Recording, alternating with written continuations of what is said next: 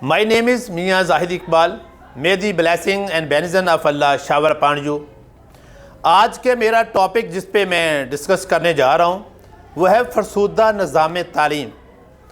ہمارا ملک جس کا نام پاکستان ہے، اس کو اللہ تعالیٰ نے تمام قدرتی وسائل اور قدرتی ذخائر سے مالا مال کیا ہوا ہے. ہمارا ملک دنیا کے نقشے پہ ایک ایسا ملک ہے. ہمارے پاس بہترین میدانی علاقے ہیں، ہمارے پاس پہاڑ ہیں، ہمارے پاس سمندر ہیں، ہمارے پاس ایک دنیا کا بہترین نہری نظام ہے. مگر اس کے باوجود اگر اس حیثیت سے ہمارے قد کی پیمائش کی جائے، اگر روئے زمین پہ دیکھا جائے، دوسرے ملکوں کے ساتھ ان کا کمپیریزن کروایا جائے، تو عزت کے لحاظ سے، مقام کے لحاظ سے، مرتبے کے لحاظ سے اور شعور کے لحاظ سے ہمارا قد سب سے پست نظر آتا ہے. چاہے وہ کوئی معاشرتی نظام ہے، چاہے معاشی ہے، چاہے سیاسی ہے، چاہے اخلاقی ہے.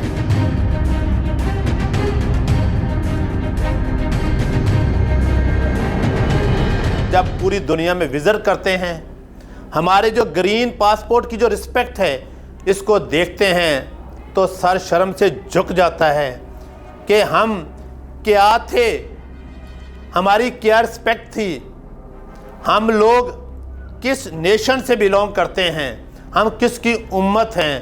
اور آج کل ہماری عزت جو ہے اس کی ایک کوڑی ٹکوں کی بھی اس کی حیثیت نہیں ہے. آج ہم نے کیا کر لیا ہے؟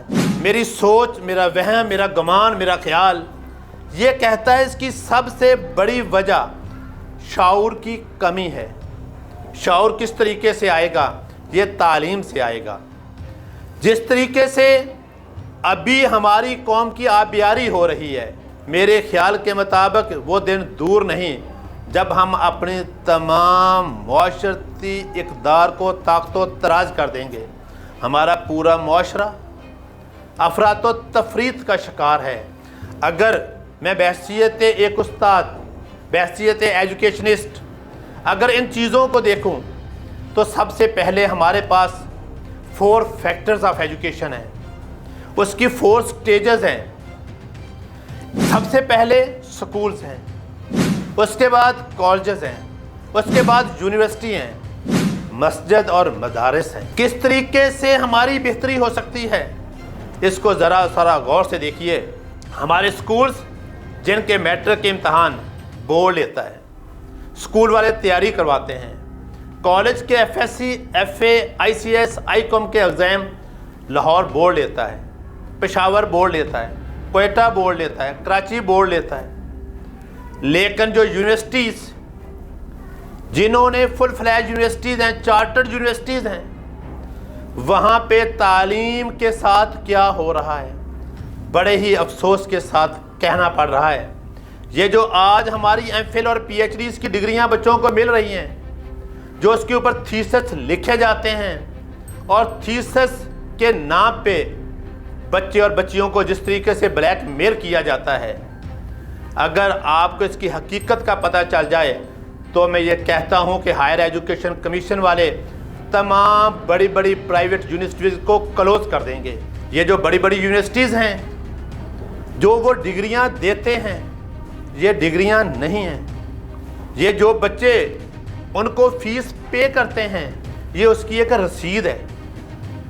اور جس طریقے سے ہمارے معاشرے میں جو ہمارا نظام تعلیم ہے، جس کے اندر بچوں کو یہ سکھایا ہی نہیں جاتا ہے کہ آپ نے جھوٹ نہیں بولنا، آپ نے سچ بولنا ہے، آپ نے دادا دادی، نانا نانی، بڑوں کی، اساتذہ کی رسپیکٹ کرنی ہے، اس کا کوئی بھی شعور نہیں ہے. اگلی بات میں کرتا ہوں مدارس کی.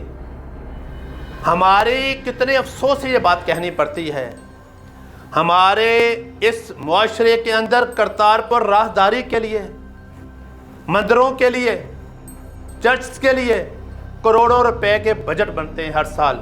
ان کو ڈونیشن گورنمنٹ کی طرف سے دی جاتی ہے.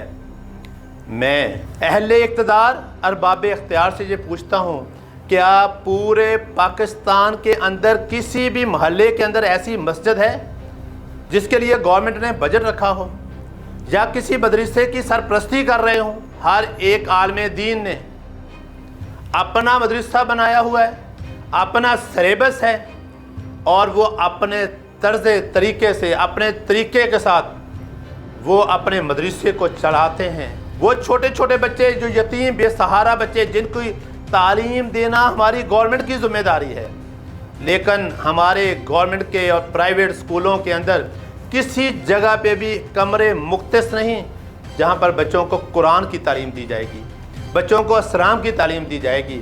ये जो हमारे मदारस में कुरान मजीद पढ़ाया जाता है, बच्चों को ना तो सर्फ़ व नहव पढ़ाई जाती है, ना तर्जमा पढ़ाया जाता है, ना तफसीर, ना ही उनको कोई हुनर सिखाया जाता है। अगर हमारे मदारस के बच्चों के पास हुनर नहीं होगा तो हमारे दीन को बेचेंगे। वो बेचारे सारी ज़िंदगी किस तरीके से रोज़ी कमाएंगे? क्या ये गवर्नमेंट की ड्यूटी नहीं कि मदारस की सरपरस्ती करें? कितने अफसोस के साथ, कर्ब के साथ, तकलीफ़ के साथ, अज़ियत के साथ ये बात कहनी पड़ती है कि हमारे मदारिस और मसाजिद, दरबारें, दरगाहें एक मुक़द्दस मकामात हैं, हमारे लोगों के लिए इंतहाई काबिल कदर जगह हैं, लेकिन उनको सिर्फ सियासत के लिए, अपनी गद्दी बचाने के लिए इस्तेमाल किया जाता है। तो आप इस मुआशरे का देखिए कि हमारा क्या निज़ाम तालीम है जो हमें इन तमाम जगहों से मिल रहा है। क्या इसके अंदर कोई ऐसा निज़ाम है जो बच्चा कोई क्रिएटिव वर्क कर सकेगा?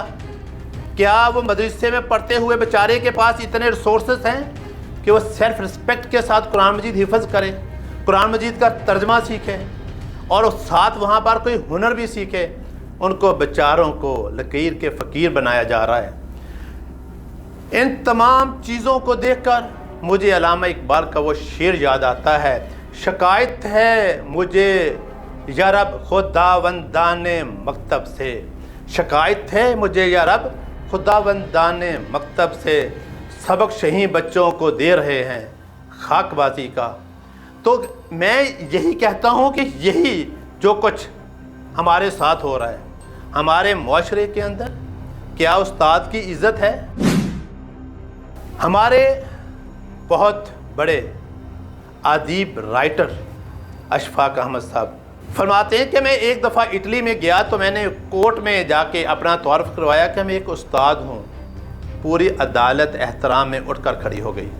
वो अपने एक और दोस्त का वाक़या बताते हैं कि मैं जापान के एयरपोर्ट पे जब मैंने कदम रंजा फरमाया तो मैंने अपना तारुफ करवाया कि मैं एक उस्ताद हूँ। उसके बाद मुझे लग रहा था कि शायद मैं प्राइम मिनिस्टर हूँ। ये वो कौमें हैं जो तरक्की करती हैं। आप फिनलैंड का निज़ाम तालीम देखें, उनके पास बच्चों को सबसे पहले जो सिलेबस दिया जाता है वो अखलाकियात की तालीम है। हज़रत अली करमल्ला वजह ने फरमाया था, जिस कौम में अखलाकियात नहीं उसमें इंसानियत नहीं। मुझे नहीं पता कि फिनलैंड के लोगों ने, जापान वाले लोगों ने, दूसरों ने ये कहाँ से हज़रत अली करमल्ला वजह की ये चीज़ें पढ़ ली और हमने उनको इग्नोर कर दिया। जब अंग्रेज़ों ने 1858 में हमारे निज़ाम तालीम को मरबूत और मुनज़्ज़म करने की कोशिश की, उनकी उस वक़्त जो एक पासिंग मार्क्स थे वो 65% थे। उन्होंने कहा कि ये जो मुसलमान हैं ये हमसे आधी अकल रखते हैं। उन्होंने 32.5 कर दिया कि 32.5% नंबर लेकर आप पास होंगे। लेकिन यहाँ पे टीचर्स को परसेंटेज निकालनी पड़ती थी, यहाँ पे इन्होंने 32.5 को 33 कर दिया ताकि सीधा सीधा हिसाब हो जाए। हमने बच्चे को ये सिखाया ही नहीं कि किस तरीके से आपने आगे निकलना है। हमें फॉलो करना चाहिए फिनलैंड का निज़ाम तालीम, जहाँ पर बच्चों को ये कुछ सिखाया जाता है। एक दफ़ा फिनलैंड के एक रियाजी के उस्ताद से पूछा गया, आप मैथ पढ़ाने के साथ साथ बच्चों को क्या सिखाते हैं? तो उस्ताद ने फरमाया कि मैं बच्चों को खुश रहने का तरीका भी सिखाता हूँ, मैं बच्चों को प्यार, मोहब्बत, चाहत का भी तरीका बताता हूँ। जब बच्चा खुश होगा वो हिसाब किताब भी ठीक करेगा, उसकी कैलकुलेशन भी ठीक होगी। हमारी रिश्तों के अंदर پیار کے اندر، محبت کے اندر، چاہت کے اندر آج کیلکولیشن دیکھیے ہم کیا کر رہے ہیں.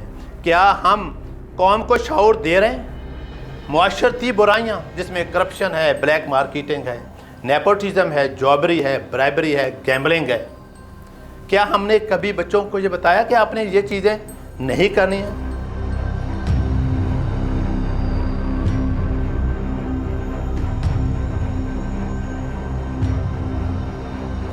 ہمیں یہ بچوں کو سکھانا ہے کہ جھوٹ سے نفرت کیسے کرنی ہے، برائیوں سے دور کیسے رہنا ہے، اور اسلام کو ہم نے فالو کیسے کرنا ہے، اصل روح کے مطابق ہم نے اسلام کو کیسے فالو کرنا ہے. اگر ہم اس فرسودہ نظام تعلیم کا خاتمہ چاہتے ہیں، ہمیں اپنا نظام تعلیم بدلنا ہوگا. ایک بچہ جس نے ڈاکٹر انجینئر بننا ہے، اس کو ساری زندگی پاکستان سٹڈی پڑھائی جاتی ہے کہ آپ نے 14 نکات بھی پڑھنے ہیں، تحریک خلافت بھی پڑھنی. یہ ضرور پڑھنی ہے، یہ ضرور پڑھانی ہے، لیکن جو ڈاکٹر انجینئر کو یہ کئی سال تک یہ ایک ہی چیز میں ٹائم کیوں ضائع کیا جاتا ہے؟ ان کے لیے پرسکرائب سلیبس نہیں ہے. یہاں پہ جو چند ایک بچے جو خدا داد صلاحیتوں کے مالک ہیں، وہ اپنے اون پہ بیچارے آگے نکل جاتے ہیں. اگر ہم چاہتے ہیں کہ فرسودہ نظام تعلیم کو طاقت و تراز کیا جائے، صفحہ ہستی سے اس کو مٹایا جائے، نئے طریقے پہ، نئے پیمانے سے اگر اس کو معاشرے میں رائج کیا جائے، تو میں آج بھی کہتا ہوں کہ فضائے بدر ضرور پیدا ہو سکتی. آپ کے سامنے ریویو پیش کیا ہے ہمارا نظام تعلیم کا، تو آپ میرے ساتھ کس حد تک متفق ہیں؟ تو پلیز اپنی رائے سے ضرور نوازیے گا. اللہ تعالی ہم سب کا حامی و ناصر ہو.